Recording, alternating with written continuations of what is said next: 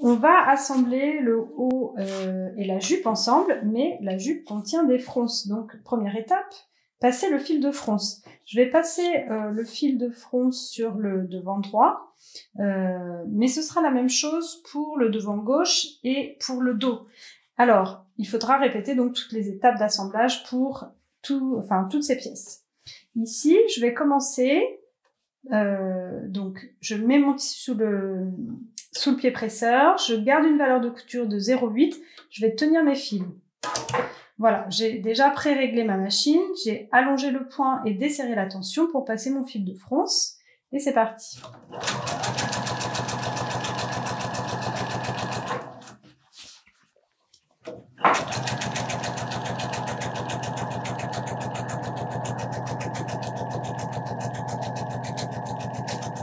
Alors, la particularité de cette robe, c'est qu'il y a une patte de boutonnage sur le milieu devant, ce qui fait que mes fronces ne vont pas arriver jusqu'au bord de mon boutonnage, je vais les arrêter au niveau du cran. On a fait un cran sur le patronage, et donc je vais arrêter mon fil de fronce pile au niveau du cran. Je laisse du fil, voilà ce qui me donne ça. Finalement, mon fil de fronce ne va pas jusqu'au bout. Donc ça, c'est la particularité pour le devant. En revanche, pour le dos, vous passerez le fil d'un bout à l'autre. Voilà, maintenant qu'on a passé notre fil de fronce, on va pouvoir assembler le haut de la robe avec sa jupe. Ici, nous avons déjà préparé notre devant droit et nous allons coudre avec notre jupe devant droit. Les petits crans, on s'est arrêté, donc notre fil de fronce, on l'a arrêté au petit cran, il correspond ici au cran devant. Alors, comme on va faire une couture d'assemblage, je vais déjà positionner mes deux pièces endroit contre endroit. Voilà. Endroit contre endroit, et je vais les positionner bord à bord. Là, je vais commencer par épingler ici le cran. Voilà, les deux crans ensemble pour pas que ça bouge, et l'extrémité ici du devant. Ça, c'est ma première étape. Ensuite, je vais épingler l'autre extrémité de la jupe sur mon devant. Mais vous voyez qu'il est plus long, c'est normal puisqu'on va faire des fronces. Donc là, il faut que je le ramène et que je l'épingle au plus près. Voilà, on a déjà vu comment faire des fronces, donc je vais ici sécuriser un côté pour pas que mon fil s'en aille. Et sur l'autre, je vais tirer mon fil de fronce. Et je vais le tirer jusqu'à ce que cette longueur qui est en excès soit de la même longueur que mon devant, le haut du devant. Donc je tire tout doucement, j'essaye de rapprocher les fronces.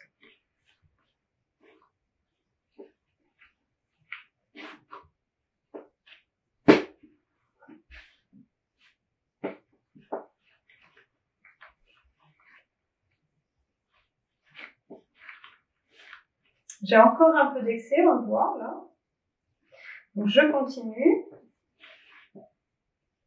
Je tire à nouveau. Alors là, j'ai trop tendu. Maintenant, c'est dessous, on voit ici des petits plis qui se forment. Donc il ne faut pas non plus trop tendre. Donc il faut que ce soit de la même valeur. Donc là, je vais bien appuyer pour voir. Voilà, là, tout est de la même longueur. J'ai assez tiré mon fil de fronce. Donc je vais, pareil, l'attacher pour être sûr qu'il ne se défasse pas. Je vais m'épingler plus près.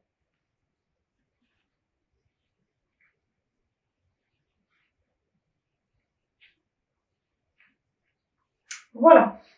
À partir de là, il va falloir répartir équitablement les fronces. On voit ici qu'il y a beaucoup de fronces. Là, il n'y en a pas du tout.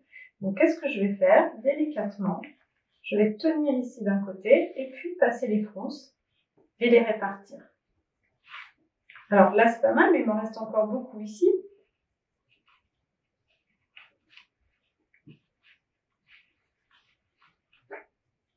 Voilà, on se rapproche de la vérité, il faut affiner. Là, on en a trop, là, pas assez.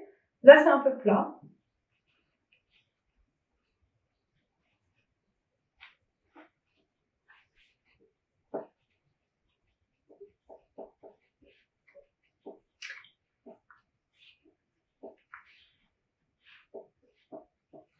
Voilà, là, c'est pas mal. On a bien réparti. Toutes les franges sont bien réparties. Alors, je vais commencer à épingler mon travail. Là, ça devient délicat, il ne faut pas trop bouger les fronces. Je vais tenir. Je vais tout rassembler un petit peu bord à bord déjà, pour commencer.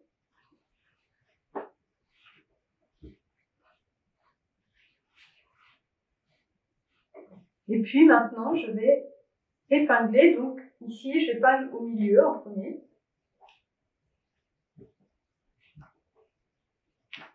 Puis, je vais faire le milieu du milieu.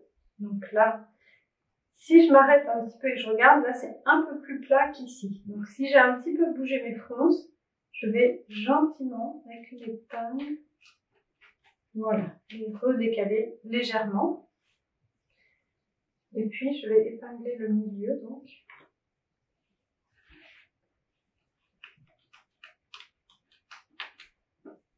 Et le milieu du milieu encore, jusqu'à ce que j'ai assez d'épingles. Les épingles doivent bien tenir en place les fronces, mais il ne faut pas non plus trop en mettre.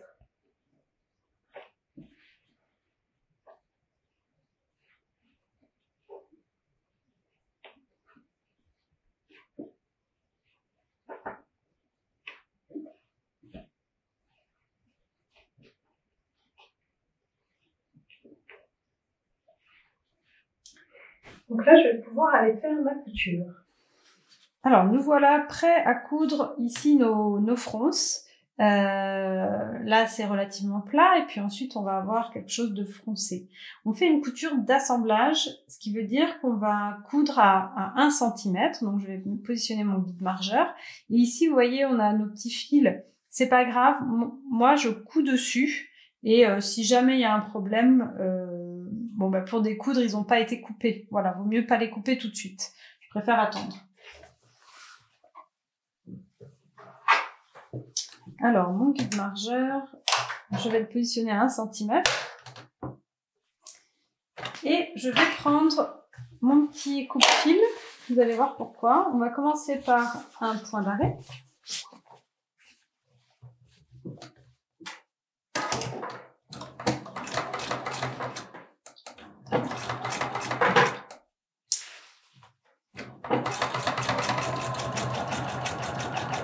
Alors, on va arriver aux fronces. Donc, le fil, je vais le sortir par là. Et là, je vais essayer d'aplatir. Vous voyez, avec ma main, j'aplatis, je tends avec ma main gauche. Et ici, je vais tenir mes fronces aplaties. Ce petit outil me permet également d'aplatir les fronces. Là, on n'en a pas beaucoup, mais parfois, ça peut être utile.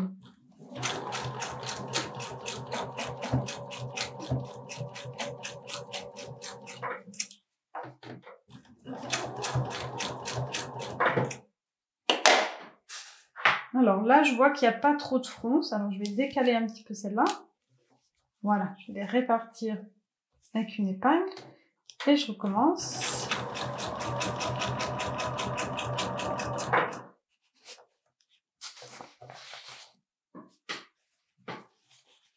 Je tiens ici, je tends sur l'autre côté et je viens appuyer.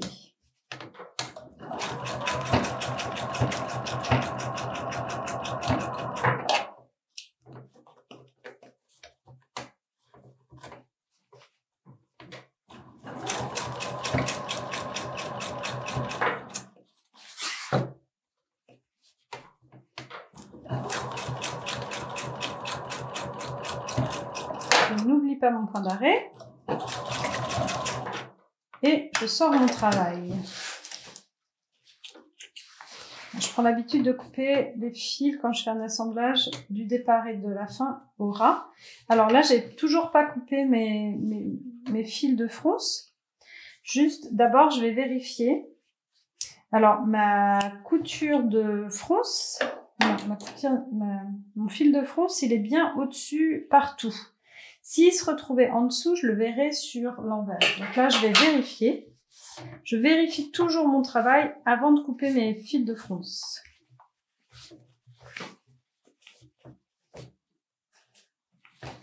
Alors, si j'ouvre, voilà, si j'ouvre, je vais avoir des fronces bien réparties. Pas de souci, on voit pas le fil de fronce passer. Si je le vois, bon, je peux le couper, c'est pas un souci, c'est un fil de fronce, il m'a juste servi à faire les fronces, c'est pas la couture d'assemblage. Donc à partir de là, je vais pouvoir couper les fils ici. Je vais tirer dessus et je vais pouvoir couper les fils de fronce de chaque côté. Je garde pas des gros nœuds comme ça.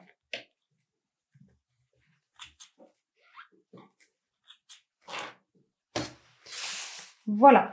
Il va maintenant falloir surfiler cette couture pour la finir. Alors, je rappelle que pour surfiler, il suffit de faire un point zigzag ici.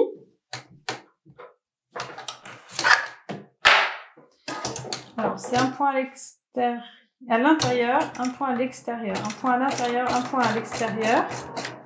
Voilà. Donc ça, c'est le surfil à la machine à coudre. Moi, je vais plutôt aller surfiler sur ma surjeteuse. L'un ou l'autre, il faut donc surfiler toute la couture pour bien la finir. On vient donc de faire notre surfil. Vous l'avez peut-être fait avec un point zigzag. Moi, je l'ai fait avec une surjeteuse. La surjeteuse, ça donne un résultat plus professionnel.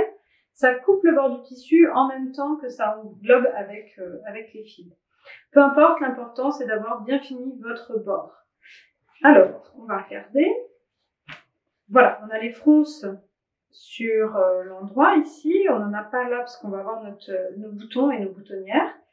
Et l'intérêt maintenant, ça va être de repasser cette couture. Si je regarde à l'intérieur, naturellement, la valeur de couture, elle vient vers le haut du vêtement, ce qui n'est pas la convention. La convention voudrait qu'on repasse vers le bas. Mais si je force ma valeur de couture à aller vers le bas, ici, ça va gonfler et de toute façon, naturellement, elle va revenir vers le haut. Donc, je vais le repasser, tant pis, les valeurs de couture vers le haut, même si ce n'est pas la convention, exceptionnellement, puisqu'on a des fronces. Pour repasser les fronces, je ne vais pas appuyer, je ne vais pas plaquer et je ne vais pas marquer ici les plis. Je vais aller avec la pointe du fer, là, je vais tout doucement, hop, en faisant des petits cercles, juste aplanir ma couture et c'est tout. Voilà, ça suffit. Donc, a priori, j'ai repassé suffisamment ma couture pour qu'elle soit bien plate et je peux donc continuer l'assemblage de mon vêtement. Alors, on vient de passer notre fil de fronce et pour le dos, on l'a passé d'un bout ici, d'une extrémité à l'autre. Voilà, il n'y a rien, il n'y a pas de couture milieu dos, il n'y a rien, on le fait en une fois. Donc, ici, c'est l'endroit de la jupe. Je vais déplier mon dos. Là, grâce à mon petit post-it, je sais que ça, c'est l'endroit de mon dos.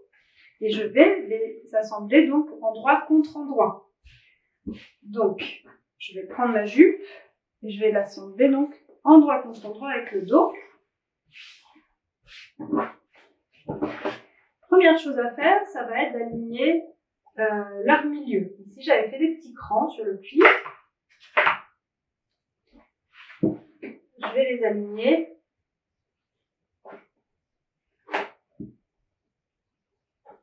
Et je les épingle. Maintenant, je vais faire pareil pour chaque extrémité. Je vais aligner les bords et les épingler.